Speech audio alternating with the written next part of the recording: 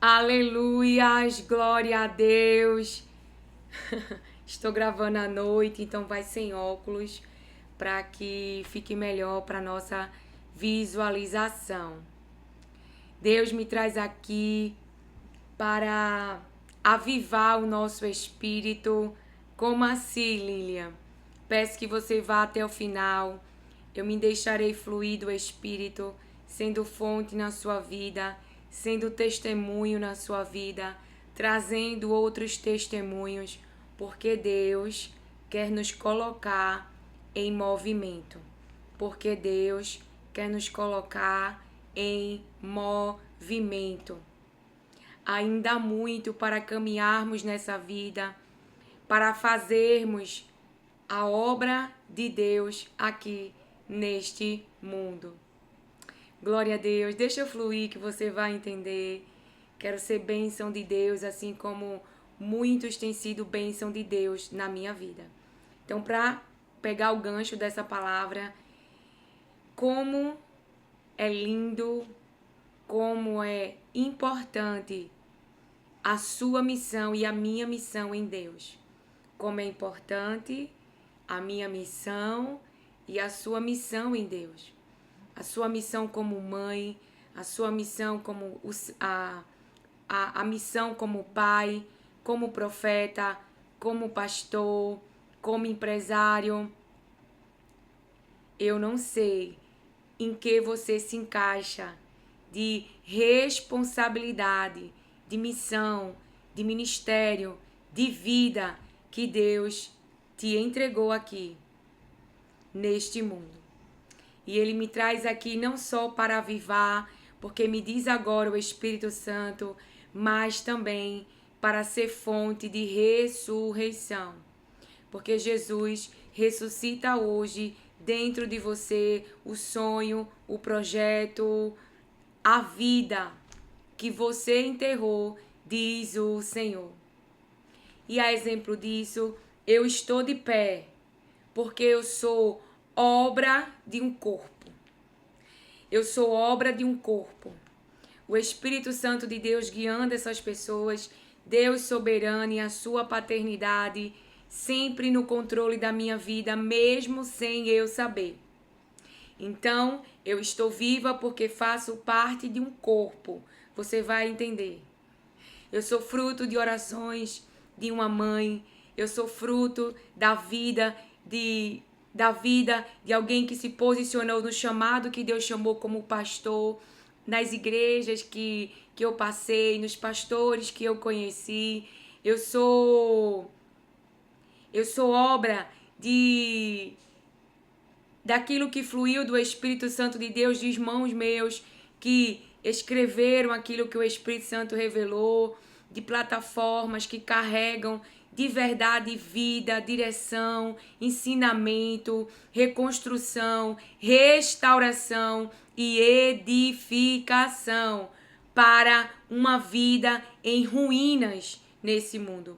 Eu já dei testemunho aqui de uma plataforma muito confiável, que é a do Luciano Subirá, orvalho.com.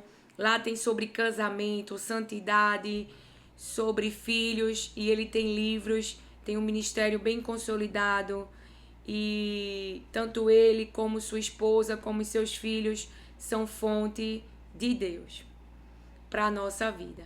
Tem outros também que eu venho compartilhando constantemente quando o Espírito Santo de Deus me dá ordem. Por que eu comecei assim? Porque Deus, Ele quer trazer para nós como é importante ser fonte de vida. Você vai entender toda a mensagem. Jezabel, ela não está perseguindo quem mente, quem engana, quem manipula, quem senta na sua mesa. O espírito de Jezabel quer tirar o movimento, atingir o emocional e atingir o psicológico, ou seja, atingir a área dos pensamentos. Nós temos Elias a exemplo disso e nós também iremos entrar nesta palavra. Então, começando a restauração da alma, é como é importante a nossa missão. Porque quando estamos nesse mundo, se movimentando debaixo da vontade de Deus, somos imparáveis. Somos imparáveis. Quantas vezes, como eu digo, né? O pastor André, ele me incendiou com a palavra de Deus. Quando estava afetada em alguma área, estava sendo afetada por alguma área, em algum dessas 3 áreas físicas que eu tô falando para você. Algum problema me afetou o emocional ou afetou a área dos pensamentos e afetou o físico. Como que afetou o físico? O que Jezabel, ela fala é tão sério, não é? De que vai matar Elias, mas é uma palavra liberada no reino físico. É uma palavra liberada no reino físico que ele não venha morrer. Ela não tem essa autoridade, esse poder para interferir na minha vida e na sua vida. Veja, para tirar a nossa respiração, para nos matar. Nós sabemos que Elias vai à caverna, e eu vou entrar no versículo porque eu não quero perder o raciocínio, aquilo que o Espírito Santo me explicou. Mas veja a área que Elias ele é afetado. Ele é afetado fisicamente, sim, ele para de se mover. E o ministério profético de mãe, de pai, de um juiz, de um empresário, é uma missão de movimento. Os seres humanos foi criado por Deus para se mover. Deus deu uma missão de se mover a Adão. Leia lá o início de todas as coisas. Me traz agora o Espírito Santo. Glória a Deus por essa presença, por esse Espírito excelente que traz entendimento que não vem de homens, mas vem de Deus. Então Elias ele foi afetado no físico. Ele não viveu a morte física. Parou de respirar, parou os órgãos de respirar. Mas o físico parou. Ele foi para uma caverna. A sua caverna pode ser uma cama. Uma depressão te coloca na cama. Uma ansiedade te coloca dentro de casa, não te deixa sair. Medo, pânico, pavor. Veja, uma palavra de morte. Não atingiu a respiração, não atingiu os órgãos, mas atingiu a emoção. Ele ficou com medo. Mas atingiu os pensamentos e atingiu o físico. Elias parou de se mover. E ele foi a uma caverna. E a sua caverna pode ser uma cama. Então, fisicamente, o que Elias fazia? Elias fazia a vontade de Deus. Elias liberava a palavra. Elias combateu os falsos profetas. Então, veja como ele está sendo movimentado no físico para fazer a vontade de Deus.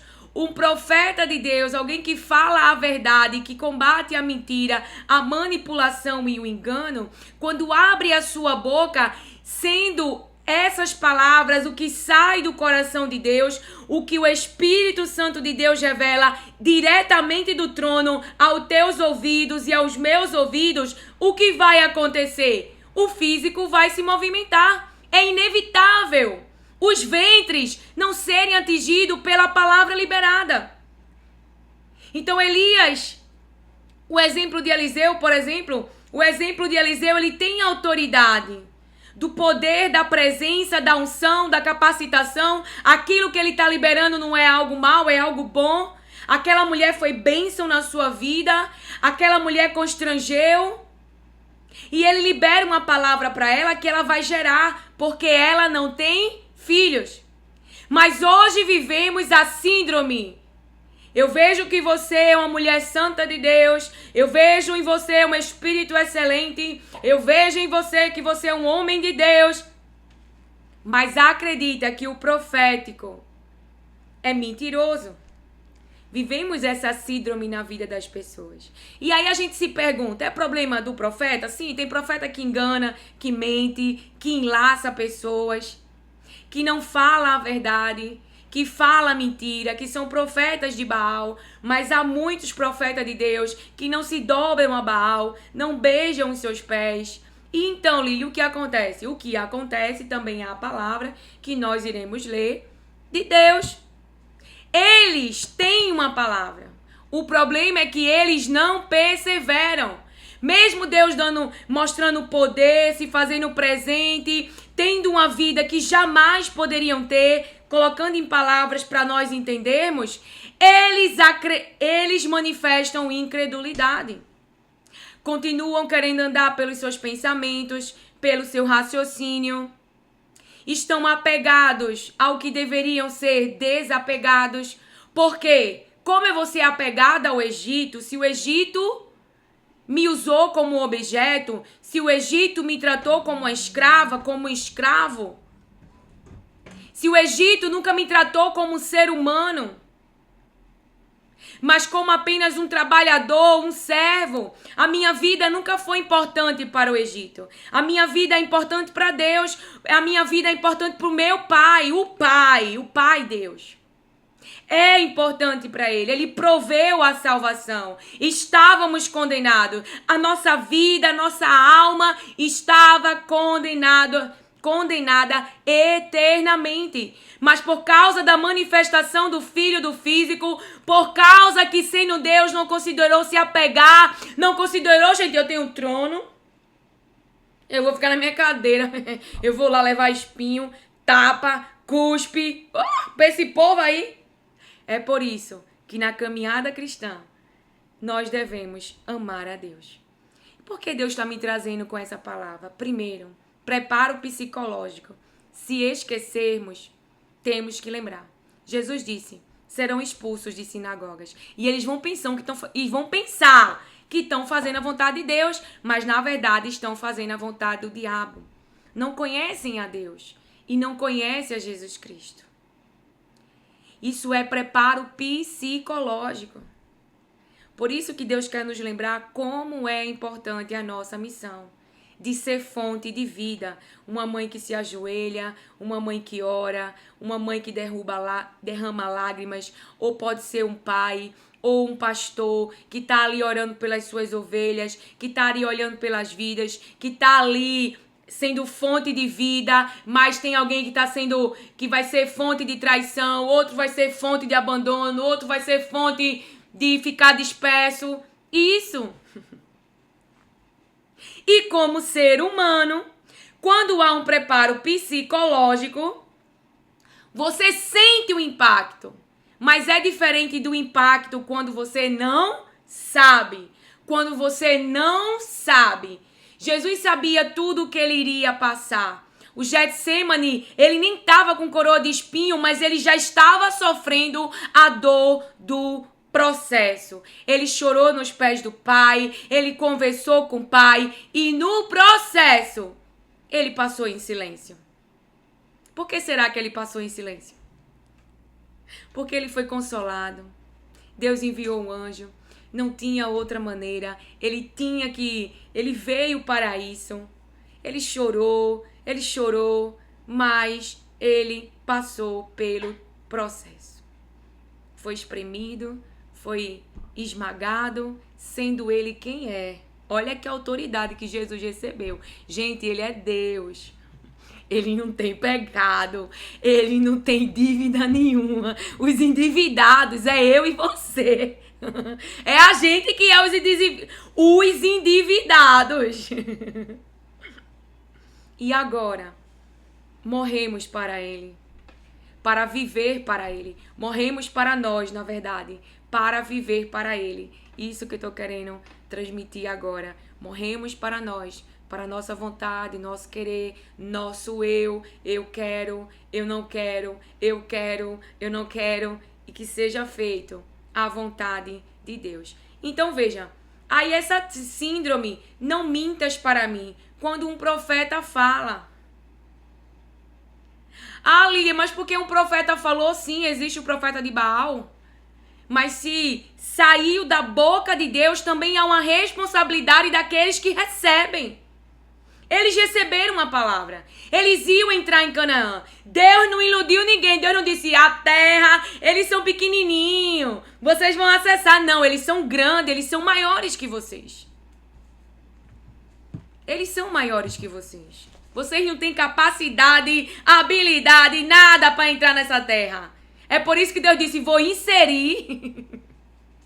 É o que ele diz e falamos no vídeo anterior. Se você não ouviu, eu vou reler novamente. Deuteronômio, capítulo 7. Deus diz, quando o Senhor, teu Deus, tiver introduzido na terra, a qual passas a possuir, e tiver expulsado muitas nações de diante de ti, os heteus, os girgazeus, os amorreus, os cananeus, os perizeus, os heveus e os jebuseus. 7 nações mais numerosas e mais poderosas que tu. Nações mais numerosas e mais poderosas que tu. Então, quando você chega lá em Números e o povo ele vai espiar a terra, por pessoas caminharem conosco, estarem no nosso convívio diário, físico, familiar, muitas vezes não identificamos a voz de Satanás. Jesus identificou muito bem. Sabia que aquela voz a qual Pedro manifestou aquelas palavras não vinham do trono de Deus, porque ele veio para morrer por mim e por você. Por isso que ele falou, ele repreendeu. Por isso que ele disse,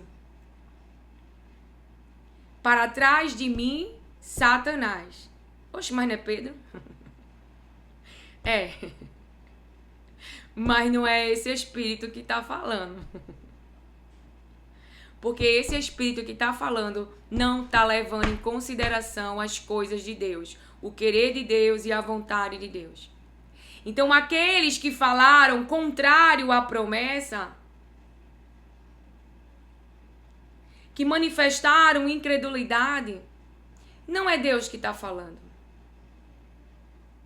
E se nós não tivermos esse discernimento, porque pessoas começaram a chorar, começaram a desacreditar por causa daqueles que estavam no meio, mas não levou em consideração o que Deus falou, o que Deus é. Ainda eram pessoas envolvidas, dominadas pelo próprio eu. Eu não consigo, eu não posso. Deus nunca disse que a gente poderia e que a gente conseguiria. Ele disse que está conosco. E a presença de Deus é uma presença que se manifesta, não de miséria, não de derrota, não. A presença de Deus, não. Conquista, vitória, livramento, ascensão. Vê Estevão, né? Nem viveu o tempo de espera, partiu direto. Ele é soberano, ele faz como ele quer. Ele faz como ele quer. Então, o Senhor me traz aqui para falar justamente sobre isso, a importância da nossa missão. Quando Elias, ele é afetado, e eu vou trazer alguns exemplos práticos, por exemplo, recentemente eu tive uma escuta de alguém que, além de estar enfrentando uma enfermidade física, então veja, essa pessoa está sendo afetada no físico. Preste atenção, isso é muito importante para você entender e para eu entender também, continuar, né, de como é importante a nossa missão. É muito importante. O que eu e você carrega é vida, é Jesus Cristo, que livra pessoas da morte, que ajuda pessoas em depressão, em ansiedade, que vão crer na palavra de Deus e vão se mover, mesmo com dor, mesmo sangrando, mesmo machucados, mesmo abandonados, mesmo feridos, e vão conquistar uma vida com Deus, mesmo sofrendo com obras más. Tem a vida de José. E aí, nessa escuta, essa pessoa está com uma enfermidade, e essa enfermidade está sempre com a ameaça de morte. Essa pessoa já tá mexendo também com a autoestima, perdeu todo o cabelo. Essa pessoa tem 17 anos. E na última escuta, essa pessoa falou pra mim que estava esperando... Eu já contei aqui, estava esperando uma adoção, porque foi abandonada pelos seus pais. Então veja, calma. Pra gente entender. Imagina essas pessoas que estão, porque homens decidem brigar por territórios, não entram em acordo e não entram em paz. Deus já anunciou esse futuro, mas não é sobre o que eles estão fazendo, é sobre como nós iremos nos posicionar. Nós que carregamos vida e a verdade das palavras de Deus. Então veja, além dela estar com uma enfermidade que afeta o seu físico, afeta as emoções, afeta o seu psicológico, né? Porque eu, 17 anos, com essa enfermidade, agora, ela tá sofrendo agora na parte afetiva. No lugar que era para ela ter segurança, eu não tive uma escuta prolongada, então eu nem sei como que foi a vida dessa adolescente de 17 anos. Mas agora, com 17 anos, veja, mais pressão sobre as emoções, mais pressão sobre o psicológico, mais pressão sobre o físico, sobre as células, para sua recuperação. Como eu vou continuar passando pelo processo da doença? Como eu vou continuar? Me responda. Se coloque no lugar. Porque eu já vivi uma experiência assim, eu vou dar um breve, só pra gente entender a importância da nossa missão. E se levantarmos poderosamente. Quem quer ser Baal, Deus vai tratar com os profetas de Baal. Mas os de verdade têm que sair da caverna, têm que sair da cama, têm que sair do túmulo, aquilo que enterrou. Porque Jesus dá vida hoje. Por que eu vou continuar vivendo? Porque aquela é a escolha dos pais dela. Porque eu vou escolher continuar viva? Porque eu posso ter vida. E em quem eu vou me agarrar para ter vida? Só Deus sabe dos processos que alguém assim vai viver, não é? E qual é o nosso papel? Oração, para Deus proteger, para Deus guardar. E Deus protege, irmão. Tenha certeza que Ele protege. E é essa vida, Jesus Cristo, que vai manter uma pessoa assim viva. Porque essa pessoa estava saudável, aparentemente, nos seus pensamentos. Porque acreditava muito em Deus. Muito, irmão. E falava assim, Deus vai me dar uma família. E a pessoa diz assim, o meu maior sonho, tem 17 anos, presta atenção, é receber o abraço de uma mãe. Deus vai me dar uma mãe que vai ser bem carinhosa, que vai me abraçar. Então a pessoa, era essa esperança que a pessoa tinha. Lembra de José? Dentro da prisão, tudo que José queria era um ato de bondade. Ele queria ser lembrado. É muito fácil criticar José. Vai passar pelo que José passou. Ele não sabia que tudo se daria no Egito. Ele passou uma vida sofrendo obras de injustiça. Aí tu me diz como que uma mãe com 2 filhos, não é uma não. Essa é a realidade de muitas mães. Mães com filhos que são abandonadas e o marido vai, fica com outra pessoa e se debandeia. Ou mulher também pode entrar nesse bolo, né? Fazem essas obras. E ali aquela mãe ali, ou pai, fica com os filhos sozinho, tem que trabalhar.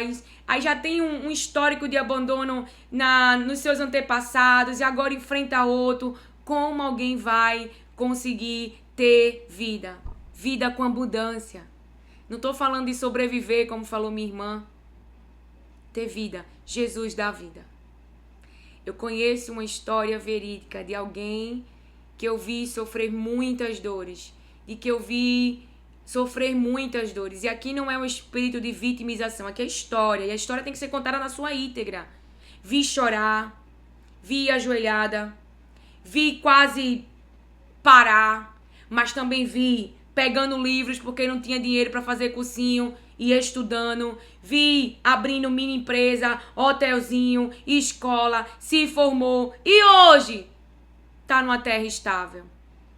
Passou no concurso, foi chamado, já faz muito tempo. É por isso que hoje eu sempre oro a Deus para que Deus dê muitos anos de vida a ela. Por quê, Lilian? Porque eu vi ela sofrer muito. Mas eu também vi e tô vendo e ainda verei muita coisa do que Deus vai continuar fazendo na vida dela.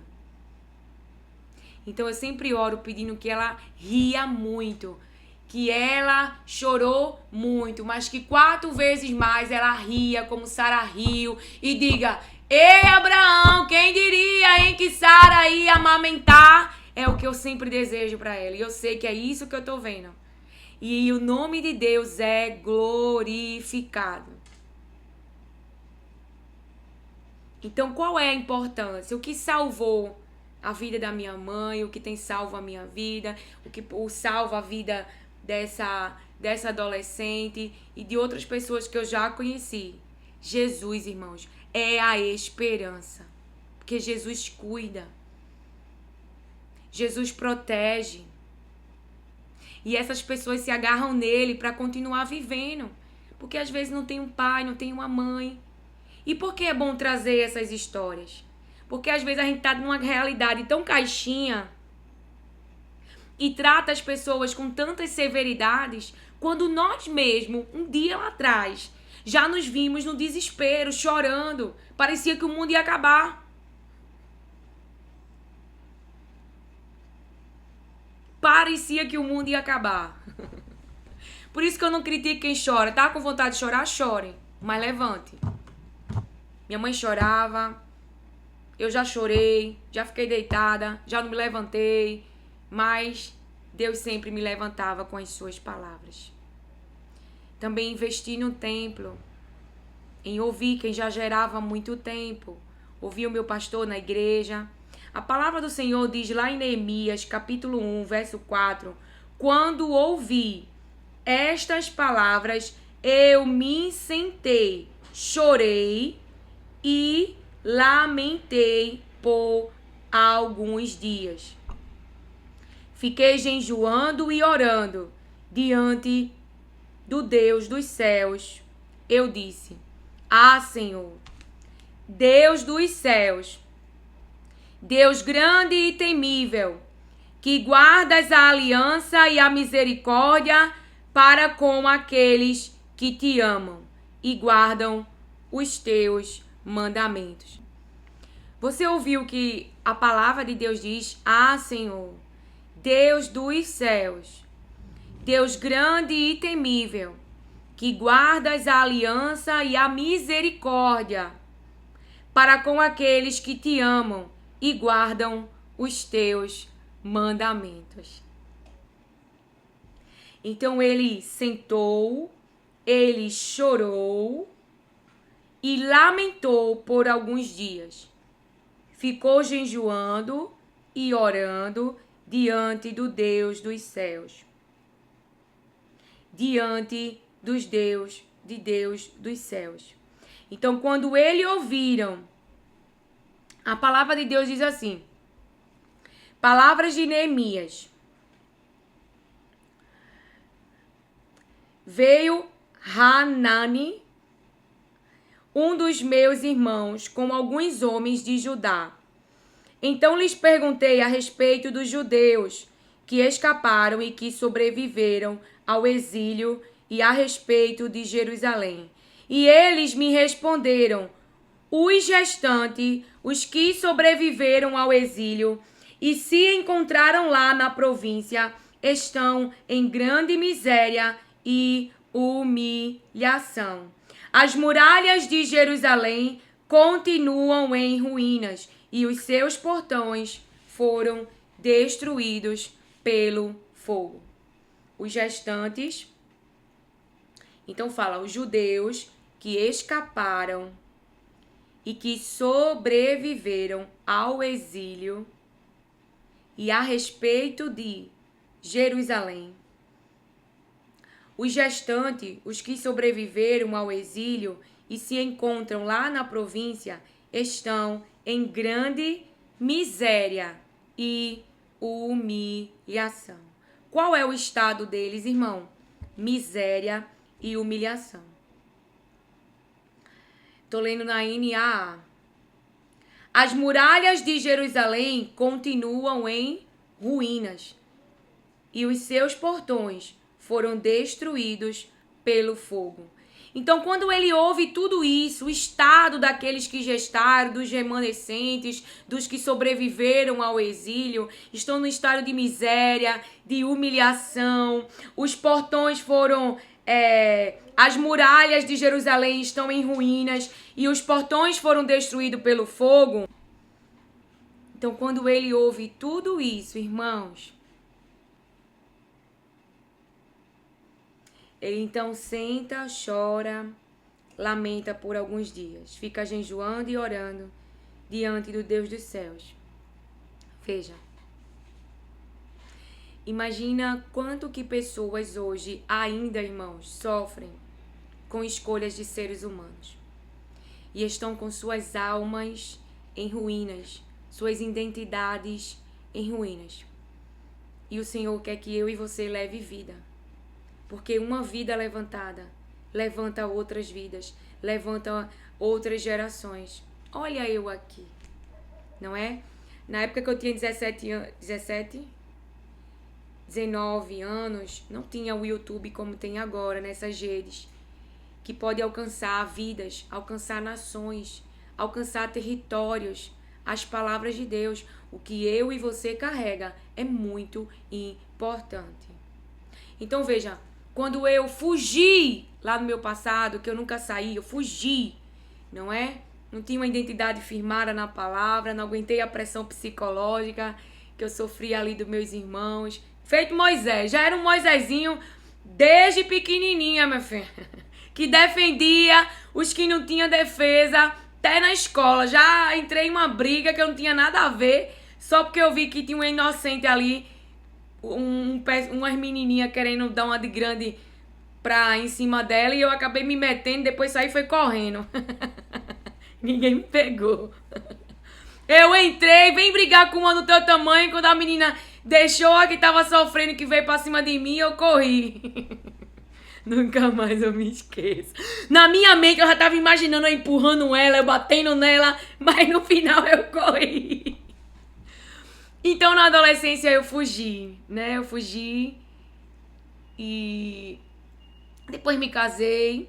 Enfim, mas para quem já ouve o Restauração da Alma, sabe que eu atentei contra a minha vida e depois eu descobri que eu estava grávida. Então, na verdade, Deus não salvou só a minha vida, salvou a de Letícia, que tem 19 anos, né? Que foi fruto do meu primeiro relacionamento. Então... do meu primeiro relacionamento. Eu tive Letícia com 20 anos. Então, veja, Deus usou Letícia para eu continuar viva, porque eu tinha que viver por ela. Porque dores, ia vir muito mais dor nesse processo aí. Então, antes de José receber ali roupa, anel, diploma, para você entender, Deus já nos formou. E chega o tempo de eu e você assumir as posições. Ele já me formou a vida inteira. Eu tava na escola dele e eu nem sabia. Como é bom ter entendimento. Ter entendimento é saúde. Não significa que você não vai ver de vez em quando triste, de vez em quando sem força, com a injustiça, com a traição, com o abandono. Você vai sentir, porque você é ser humano e você vai sentir o impacto. Você pode não cair, desistir, parar, e ainda que venha parar em uma caverna, vamos entrar em Elias. Deus vai lá, ele levanta alguém para tirar eu e você, irmãos. Eu já vivi muitos processos e meus irmãos foram bênçãos de Deus. Eu peguei até o microfone pra você ver que ele é bem antiguinho, ó. Tá vendo? Quantas vezes eu botei ele assim. E os irmãos falando, levanta em nome de Jesus. E eu feito Elias ali, parada, não é? Em cima de uma cama, atingida no físico, nas emoções. Mas a palavra de Deus não nos deixa na cama, não nos deixa parado no deserto. Porque o mesmo que permitiu o abandono, o mesmo que fechou a porta a Agar, é o mesmo que mantém eu e você no deserto. Então essa síndrome, só voltando pra gente entrar em Elias, não mintas para mim quando o profeta fala, né? Você vê que o profeta é um homem de Deus, mas não quer acreditar na palavra que o profeta libera. Essa síndrome, muitas pessoas que têm uma palavra de Deus e no meio do caminho não acessa, porque essas pessoas não creem. Elas mesmo não creem. Olha o que eles diziam em Números capítulo 14. Que não é que não vai ser o meu posicionamento e o seu posicionamento. O nosso posicionamento é o de Caleb. Chegar para Josué e dizer, oxente, ainda tenho força, apoia agora, eu vou acessar. Lembra que Deus, ou seja, a sentença que foram para os incrédulos não é para mim não. A sentença para mim é que eu vou acessar, que eu vou possuir e eu tô ainda melhor do que antes. Falando com as minhas palavras. Ele continuou crendo, Caleb, mesmo passando ali mais anos no deserto, enquanto aquela geração incrédula perecia, morria. Mas quando chegou o tempo de acessar, ele estava animado. E eu e você tá animado e animada para acessar promessas que Deus fez no passado. E é tempo dele cumprir promessa. Eu e você estamos cheios de vigor, cheios de ânimo, cheios de fé. Ou seja, continuamos acreditando de que vamos acessar a promessa. Quem não quis acreditar, o que a gente vai fazer, né? Olha o que eles diziam. Números capítulo 14. Veja as áreas afetadas. Isso é muito importante pra gente. Então toda a congregação levantou-se e alçou sua voz. O povo chorou naquela mesma noite. Todos os filhos de Israel murmuraram contra Moisés. Então toda a congregação levantou-se e alçou a sua voz. O povo chorou naquela mesma noite. Chorou por causa das palavras, irmãos. O que Caleb falou no verso 30 de Números capítulo 13? Então Caleb fez calar o povo perante Moisés e disse: subamos animosamente e tomemos posse dela em herança, porque certamente prevaleceremos contra ela. Estou lendo na versão amplificada da Joyce Meyer. Porém, os homens que com ele subiram disseram: não poderemos subir contra aquele povo, porque é mais forte do que nós. Deus já tinha dito isso, que eles eram mais fortes. E Deus nunca disse, eu posso contra eles. Deus disse sempre, né? Eu é que posso contra eles. Eu vou destruir, eu vou expulsar, eu vou inserir vocês. Você vê, Deus está sempre falando do eu dele. É eu que vou fazer, eu vou com vocês, eu vou expulsar, eu vou inserir vocês. Deus falando sobre ele, sobre quem ele é e a capacidade que ele tem de inserir quem não é, de tornar quem não é.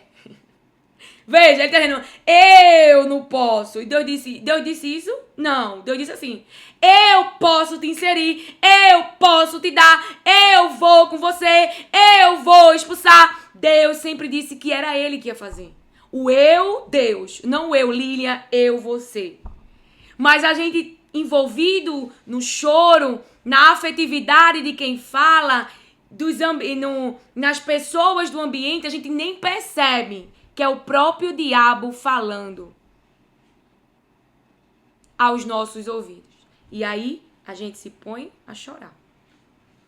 Veja, então eles disseram: não poderemos subir contra aquele povo de Canaã, porque é mais forte do que nós. Eles infamaram a terra que tinham espiado perante os filhos de Israel, dizendo: a terra pelo meio da qual passamos a espiar é terra que consome seus moradores, e todo o povo que vimos no meio dela são homens de grande estatura. A terra, as pessoas que estão lá, vai consumir a gente. É o que ele está falando. Também vimos ali gigantes, ou nefilins, filhos de Anak, descendente dos gigantes. Éramos aos nossos olhos como gafanhotos, e assim também éramos aos seus olhos. Veja que palavras desanimadoras.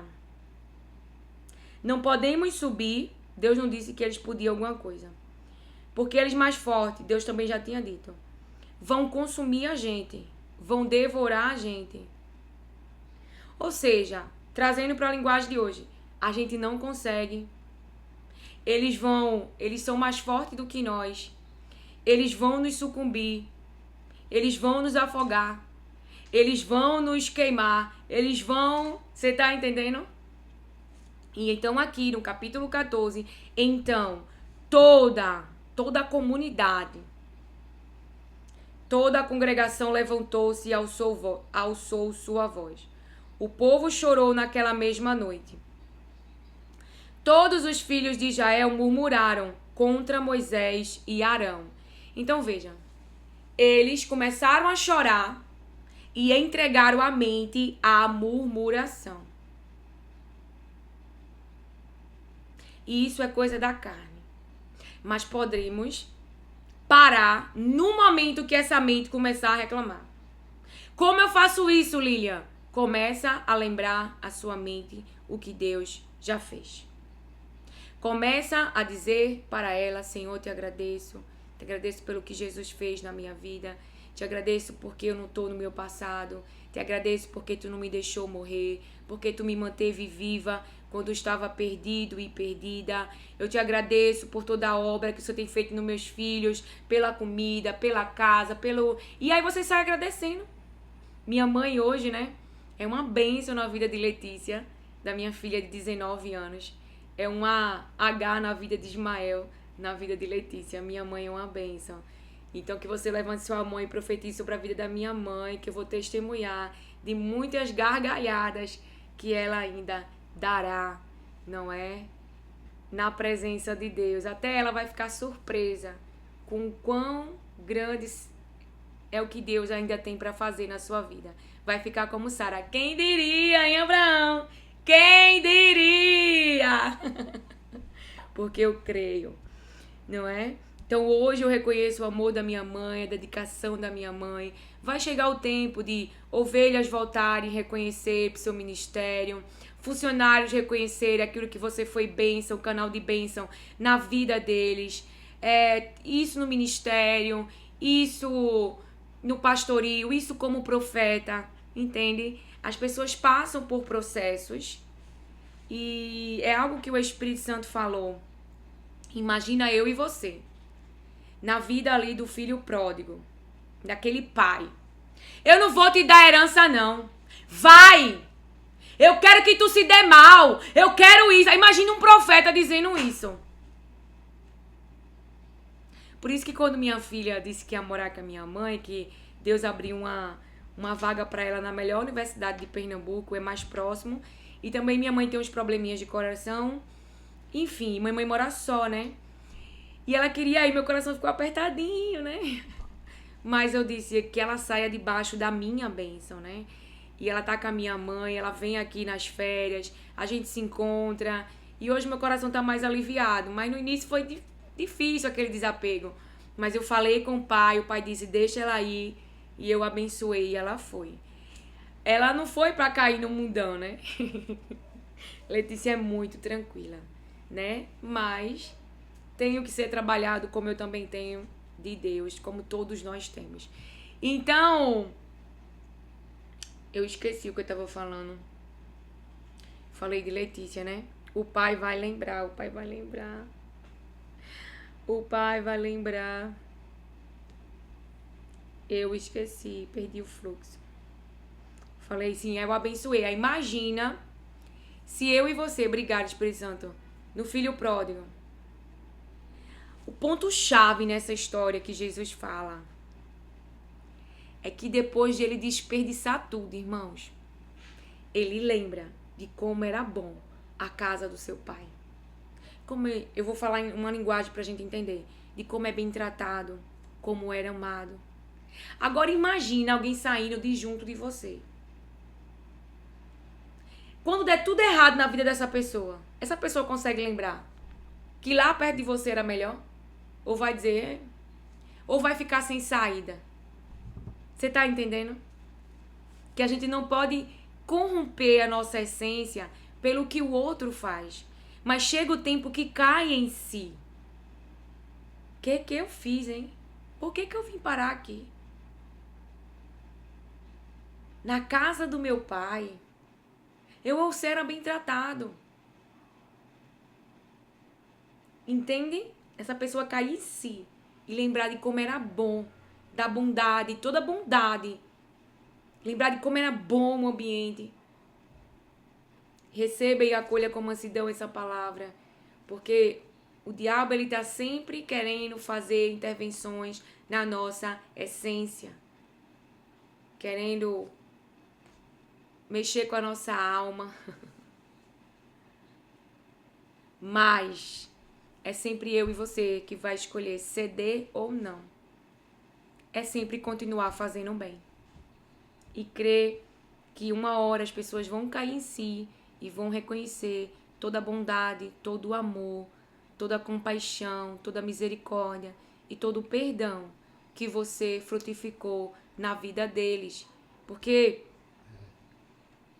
é o que eu vejo na palavra, é o que eu vivi na minha vida e é o que eu fui ensinada pelo Espírito e é o que eu manifesto na vida de outras pessoas, aconselhada pelo Espírito, mesmo com obras da maldade. Então, a palavra do Senhor diz: todos os filhos de Israel murmuraram contra Moisés e Arão. Toda a congregação disse-lhes: antes tivéssemos morrido na terra do Egito, antes tivéssemos morrido neste deserto. Então, dentro deles, o Egito ainda é uma saída. Veja que o interno deles não foi mudado. Não reconhecem a Deus, o caráter de Deus. Não tem gratidão por tudo que Deus fez por eles. Tirar eles daquela escravidão, dos maus tratos, dos sofrimentos, das próprias orações que eles mesmos fizeram. Então a gente foca só naquilo que não está conseguindo, mas você pode tirar a sua mente carnal desse lugar e levar ela. Não vou. Isso aqui é um problema. Canaã, Deus me disse que eu vou acessar, que é Ele que vai me dar, mas Ele me trouxe até aqui, eu já estou bem, não estou mais lá no Egito. No Egito eu era tratado como objeto, no Egito eu sofria, no Egito eu chorava. E começar a agradecer todo o percurso. Deus mandou maná, Deus mandou codornizes. Isso é gratidão, é a vida que você tem com Deus. E a sua mente não vai dar lugar não, viu? Se você treinar ela, toda vez que quiser vir a reclamação por causa de um problema, você traga para ela a gratidão. Faça isso. Então eles, porque o Senhor nos traz a esta terra para cairmos à espada, para que nossas mulheres e nossas crianças sejam por presa, não nos seria melhor voltar para o Egito? Dizia uns aos outros: levantemos um capitão e voltemos para o Egito. Então Moisés e Arão prostraram com o rosto em terra perante todo o ajuntamento dos filhos de Israel. Veja, eles já queriam mudar a liderança, mudar todo o sistema. Eles já, espírito de que, irmãos? Rebelião. Aqui não é obediência, é rebelião. E na rebelião eu vou querer fazer as coisas do meu jeito, eu vou querer dar o meu jeito, eu vou retroceder ao invés de avançar. eu vou retroceder ao invés de avançar. Então a síndrome, não mintas para mim. Eles receberam porque Deus mentiu? Porque a boca de Moisés que falou as palavras de Deus tá mentindo? Não, eles não creram. Eles escolheram um caminho de retrocesso e não um caminho de avanço e não um caminho de conquista. Não foi Moisés que falou errado, foi eles que escolheram esse final. Entende? Já vai 50 minutos, mas muito conhece, né, a passagem de Elias. E se assim o Senhor me permitir, vamos entrar na palavra de Deus que fala sobre Elias e vamos juntos. Mas eu falei daquilo que o Espírito Santo falou. É 1 Reis 19, o de Elias, né? É 1 Reis 19, deixa eu só ver aqui. 1 Reis 19, quando Jezabel o ameaça, ela mandou um mensageiro a Elias com o seguinte recado: que os deuses me matem, se até amanhã, a esta hora, eu não fizer com você o mesmo que você fez com os profetas. 1 Reis, capítulo 19. Então, o que Elias faz? Elias ficou com medo, atingiu a área das emoções. E, para salvar a vida, fugiu com seu ajudante para a cidade de Berseba, que ficava na região de Judá. Deixou ali o seu ajudante e foi para o deserto, andando um dia inteiro. Aí parou, sentou-se na sombra de uma árvore e teve vontade de morrer. Então orou assim. Então veja que Elias, ele foi atingido. Ele não sofreu a morte dos órgãos, a morte da respiração, mas ele foi atingido no emocional, no psicológico, nos seus pensamentos e no seu físico. Ele parou de se mover debaixo da vontade de Deus. E muitos líderes, seja pai, mãe, pastor, profeta, têm sido atingidos pelas palavras de ameaça de Jezabel. Mas essa clareza e esse entendimento nos coloca em movimento. E um ajudando o outro, liberando a palavra de Deus. Quão importante é sermos fonte de vida. Porque a vida, o que Deus trouxe para Elias, tirou ele daquele lugar. Renovou os seus pensamentos. Fez uma poda nos seus pensamentos. Veja, ele fala... Já chega, ó Senhor Deus, acaba agora com a minha vida. Eu sou um fracasso, como foram os meus antepassados. Elias se deitou debaixo da árvore e caiu no sono.